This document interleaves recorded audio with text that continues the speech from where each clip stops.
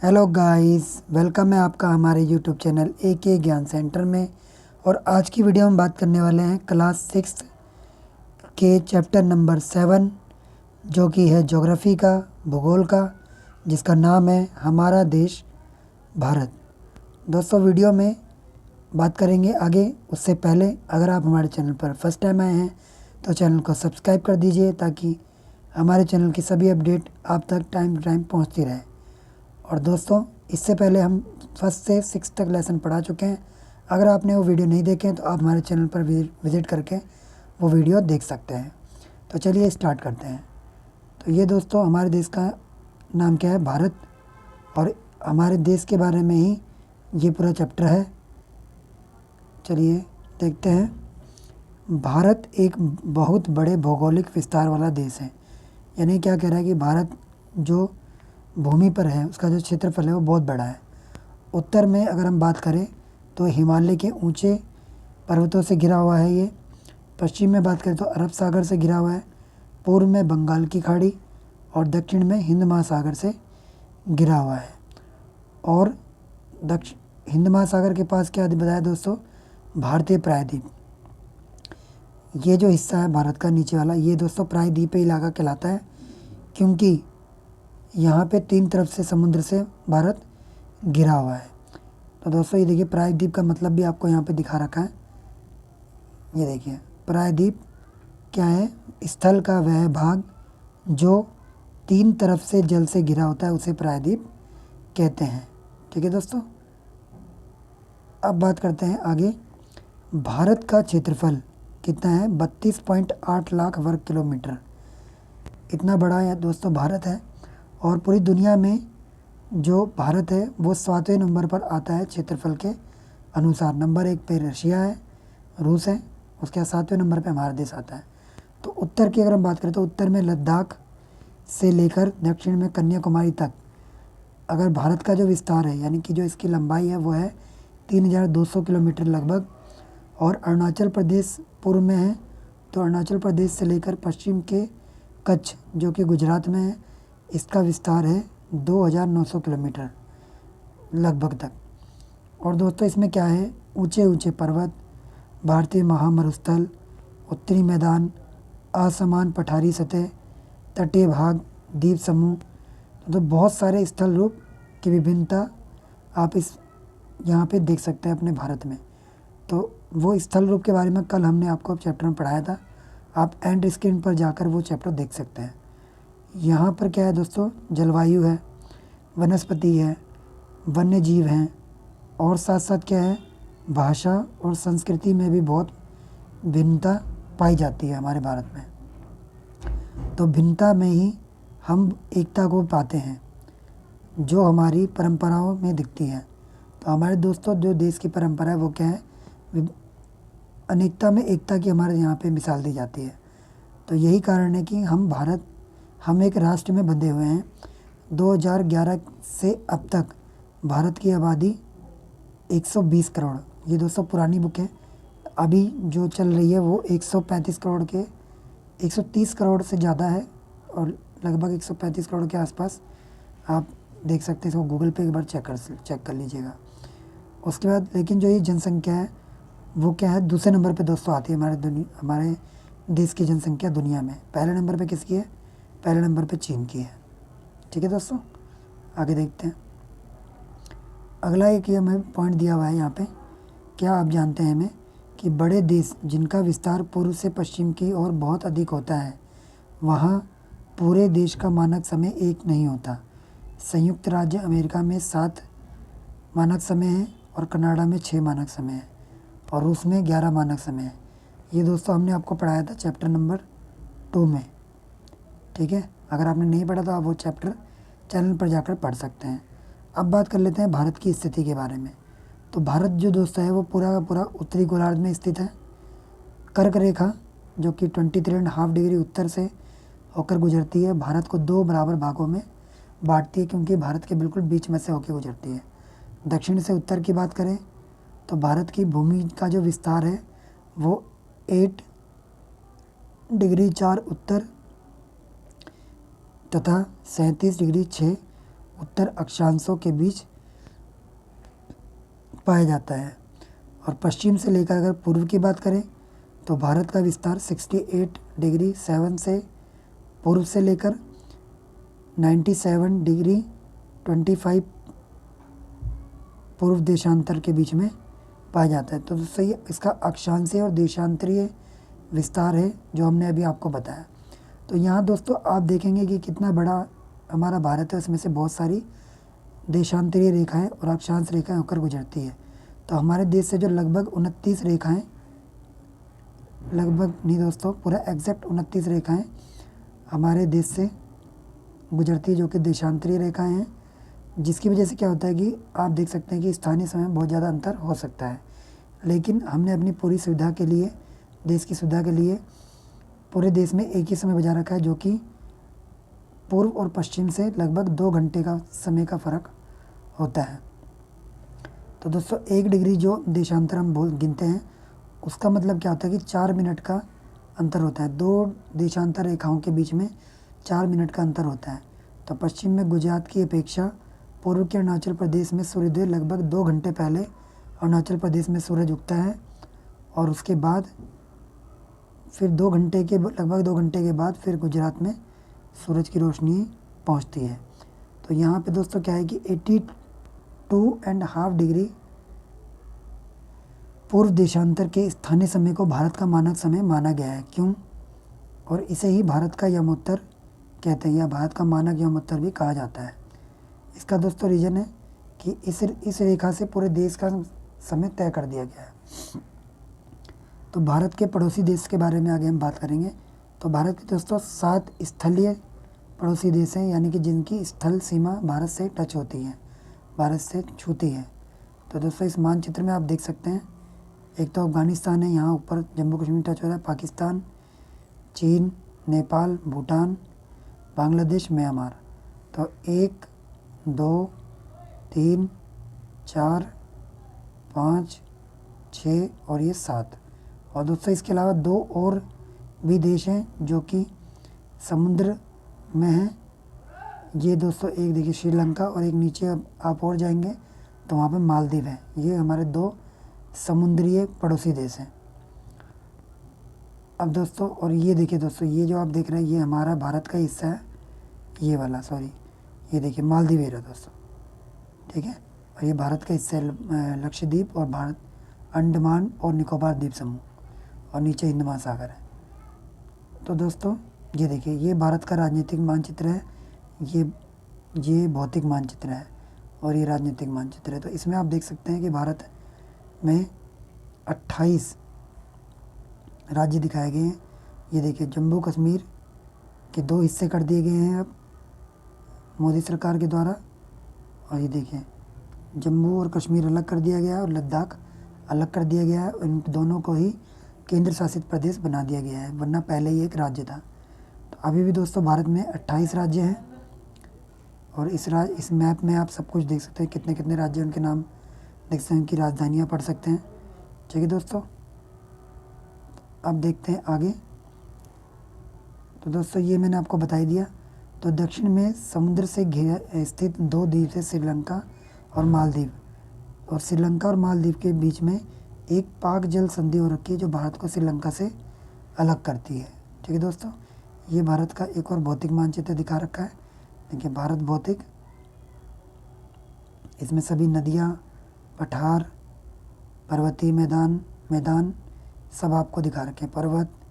ठीक है दोस्तों, अब देखते हैं आगे। तो भारत की बात करते हैं तो दिल्ली भारत की दोस्तों क्या है, राजधानी है। और राज्यों का निर्माण कैसे हुआ है हमारे देश में, भाषाओं के आधार पर राज्यों का निर्माण हुआ है। ये 2 तथ्य दे रखे, इनको पढ़ लेते हैं। जलोढ़ निक्षेप, जलोढ़ निक्षेप क्या होता है दोस्तों, ये नदियों के द्वारा लाई गई बहुत महीन मिट्टी होती है तथा नदी बेसिन में निक्षेपित कर दी जाती है। तो ये इसको दोस्तों नदियाँ लाकर और इसको बेसिन में निक्षेपित कर देती है मिट्टी को, और ये बहुत ही ज़्यादा उपजाऊ मिट्टी होती है। उसके बाद दोस्तों सहायक नदी, सहायक नदी क्या होती है, एक नदी या सरिता जो कि मुख्य नदी में किसी भी तरफ से आकर मिलती है, यानी कि एक छोटी नदी जो कि बड़ी नदी में आकर मिल जाती है, तो बड़ी नदी की सहायक नदी कहलाती है वो, तथा अपने जल को मुख्य नदी में विसर्जित कर देती है, यानी कि उसमें गिरा देती है। अब बात करते हैं भौतिक विभाजन की। तो भारत में पाई जाने वाली भौतिक आकृतियाँ विभिन्न प्रकार की हैं, जैसे पर्वत, पठार, मैदान, तट, द्वीप समूह। उत्तर में बर्फ़ से ढका हिमालय संतरी का कार्य करता है। हिम प्लस आले का मतलब दोस्तों क्या होता है? बर्फ़ का घर। ये एग्ज़ाम में पूछ लिया जाता है, इम्पॉर्टेंट है ये एग्ज़ाम के पॉइंट ऑफ व्यू से। ठीक है दोस्तों, हिमालय पर्वत को 3 मुख्य समानांतर श्रृंखलाओं में बांटा गया है। सबसे पहले स्थित श्रृंखला को बोला है बृहत हिमालय, जिसको हिमाद्री भी कहते हैं। इसी श्रृंखला में विश्व की सबसे ऊंची चोटी है, यानी कि माउंट एवरेस्ट है। फिर उसके बाद मध्य हिमालय या हिमाचल, जिसको हम कहते हैं, ये हिमाद्री के दक्षिण में स्थित है। बहुत से लोकप्रिय पहाड़ी स्थान यहाँ पे स्थित हैं। 5 पहाड़ी स्थानों के नाम पता लगाइए, आपको मैप में से देख के बताने, कमेंट कर सकते हैं आप हमें इसका आंसर। उसके बाद ये देखिए शिवालिक, सबसे दक्षिण में स्थित श्रृंखला कौन सी है? शिवालिक है। तो हिमालय के दक्षिण में भारत का उत्तरी मैदान है। ये मैदान समतल और सपाट है। ये कैसे बना है दोस्तों? सिंधु, गंगा, ब्रह्मपुत्र और इनकी सहायक नदियों के द्वारा लाए गए जलोढ़ निक्षेप से दोस्तों ये उत्तर का मैदान बना है। नदियों के ये मैदान कृषि के लिए उपजाऊ भूमि प्रदान करते हैं। यही कारण है कि इन मैदानों में जनसंख्या बहुत ज़्यादा होती है। क्यों? क्योंकि यहाँ की वो जो भूमि है बहुत ही ज़्यादा उपजाऊ होती। उसके बाद देखिए दोस्तों, नदियों के ये मैदान कृषि के लिए बहुत ही उपजाऊ भूमि प्रदान करते हैं। ये मैंने आपको बता दिया, इसीलिए इन मैदानों की जनसंख्या अधिक होती है। भारत के अगर हम पश्चिमी भाग की बात करें तो भारत के पश्चिमी भाग में भारतीय मरुस्थल है। ठीक है, यानी कि रेगिस्तान है। यह शुष्क होता है, गर्म होता है और रेतीला होता है, यानी कि यहाँ पे पानी की कमी होती है और गर्म होता है और रेतीला मैदान होता है। यहाँ वनस्पति की मात्रा बहुत ही कम होती है। रेगिस्तान में या मरुस्थल में वही वनस्पति उग सकती है जिसको पानी की कम से कम आवश्यकता हो, जैसे कैक्टस वगैरह उगते हैं और कांटेदार झाड़ियों के पेड़ उगते हैं। उत्तरी मैदानों के दक्षिण में प्रायद्वीप पठार है। ठीक है, इसकी आकृति कैसी है? त्रिभुजाकार है। उत्तरी मैदानों के दक्षिण में जो प्रायद्वीप पठार है उसकी आकृति त्रिभुजाकार है। इसका धरातल काफ़ी ऊंचा नीचा है। इस क्षेत्र में बहुत सी पहाड़ी श्रृंखलाएं तथा घाटियां स्थित हैं। इसके उत्तर में क्या है? अरावली पर्वत श्रृंखला है, जो कि विश्व की सबसे पुरानी पर्वत श्रृंखला है। ये ऑलरेडी हम आपको पढ़ा चुके हैं। विंध्य एवं सतपुड़ा भी महत्वपूर्ण श्रृंखलाएं हैं। इन श्रृंखलाओं से होकर नर्मदा और तापी नदियाँ बहती हैं, जो कि अरब सागर में गिरती हैं। ये पश्चिम की तरफ बहने वाली नदियाँ जो कि अरब सागर में गिरती है। इस पठार के पश्चिम में पश्चिमी घाट, सह्याद्री तथा पूर्व में पूर्वी घाट स्थित है। पश्चिमी घाट का विस्तार एक समान रूप में है, जबकि पूर्वी घाट बीच में टूटा फूटा हुआ है तथा असमान है। इन पठारों में खनिजों जैसे कोयला, लोह की मात्रा बहुत ज़्यादा पाई जाती है। तो जो दोस्तों पठार होते हैं वो खनिज का स्रोत होते हैं बहुत तगड़ा, यानी कि वहाँ से बहुत ज़्यादा खनिज मिल सकते हैं आपको। उसके दोस्तों अगला यहाँ पे एक पॉइंट दे रखा है, उसको थोड़ा देख लेते हैं। क्या आप जानते हैं हमें? गंगा ब्रह्मपुत्र नदियाँ विश्व के सबसे बड़े डेल्टा का निर्माण करती है, जिसको हम सुंदरबन डेल्टा कहते हैं। इस डेल्टा की आकृति कैसी दोस्तों? त्रिभुजाकार है। डेल्टा वह स्थान होता है जो नदी के मुहाने पर बनता है। जहाँ नदियाँ समुद्र में प्रवेश करती है उसी जगह पर मुहाना होता है और वहीं पे दोस्तों डेल्टा बनता है। उसके बाद दोस्तों आगे बढ़ते हैं पाठ में। पश्चिमी घाट के पश्चिम में पूर्वी घाट के पूर्व में तटीय मैदान स्थित है। पश्चिमी तटीय मैदान काफ़ी संकरे है तथा पूर्वी तटीय मैदान अपेक्षाकृत चौड़े हैं। वहाँ पूर्व की ओर बहने वाली कई नदियाँ हैं। महानदी गोदावरी, कृष्णा, कावेरी बंगाल की खाड़ी में गिरती है। ये नदियाँ अपने मुहाने पर उपजाऊ डेल्टा का निर्माण करती हैं। बंगाल की खाड़ी में गंगा ब्रह्मपुत्र नदियों के मुहाने पर सुंदरबन डेल्टा का निर्माण होता है। उसके बाद दोस्तों यहाँ पे एक दे रखा है प्रवाल। प्रवाल क्या होता है? छोटे समुद्री जंतुओं के कंकाल होते हैं जिसे हम पॉलिप भी कहते हैं। जब जीवित पॉलिप मरते हैं तब उनका कंकाल बच जाता है और अन्य पॉलिप की वृद्धि में इन ठोस कंकालों के ऊपर ही होती है, जो बढ़ते बढ़ते काफ़ी ऊंचे होते जाते हैं तथा इस प्रकार प्रवाल द्वीपों का निर्माण करते हैं। प्रवाल द्वीपों को दिखाता है 7.4। तो ये दोस्तों जो आप देख रहे हैं ये प्रवाल द्वीप है, ठीक है। उसके बाद ये कविता है, सुनामी के ऊपर लिखी गई है किसी बच्चे के द्वारा। ये एक पेंटिंग बनाई गई है सुनामी की। आगे दोस्तों आप देखेंगे कि भारत में दो द्वीप समूह हैं, दो कहते हैं दो। एक है लक्षद्वीप द्वीप समूह जो कि अरब सागर में है और दूसरा है केरल से दूर स्थित प्रवाल द्वीप, अंडमान एवं निकोबार द्वीप समूह।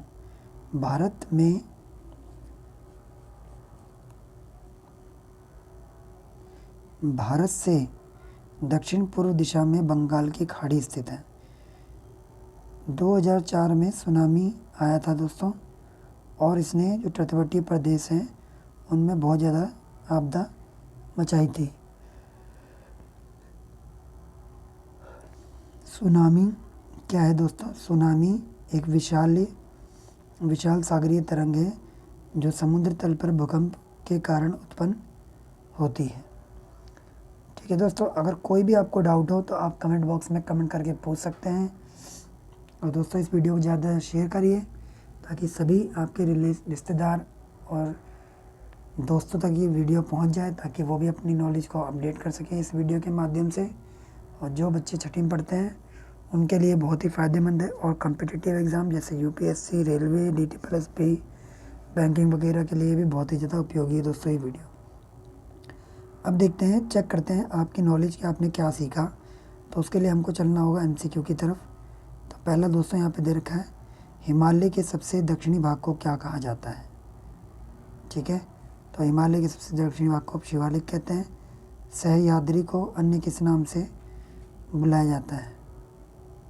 ठीक है दोस्तों, सह्याद्री को अन्य किस नाम? तो दोस्तों सह्याद्री क्या है? सह्याद्री क्या है? पश्चिमी घाट। उसके बाद अगला MCQ है, पाक जल संधि किन देशों के मध्य स्थित है? कौन से देश दोस्तों? भारत मालदीव नहीं, श्रीलंका मालदीव नहीं, तो क्या बचेगा?